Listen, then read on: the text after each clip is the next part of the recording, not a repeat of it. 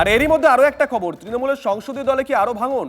আরো 2-3 জন তৃণমূল সাংসদ যোগাযোগ রাখছেন, জেপি নাড্ডার সঙ্গে আলোচনা চলছে দাবি সাংসদ কাকলি ঘোষ দস্তিদারের।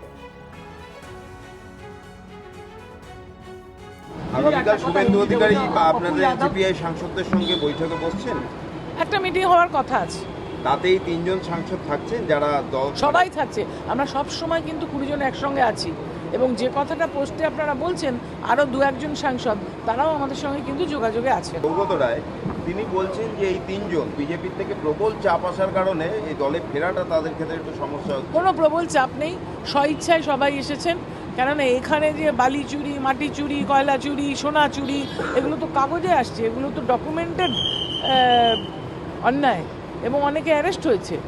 তার জন্য অনেকে চলে এসছেন ওই দল ছেড়ে, এবং তারা স্বইচ্ছায় এসেছেন। এছাড়াও আমি যে বললাম আরও 2-3 জন সাংসদ, জেপি নাড্ডাজি, তার সঙ্গে আলোচনা চলছে, তারাও তো আসার জন্য বলেছেন। সুতরাং আরও সাংসদরা কিন্তু এনসিপিআইতে যোগ দেওয়ার জন্য আমাদের সঙ্গে যোগাযোগ করেছেন, এটা ঘটনা।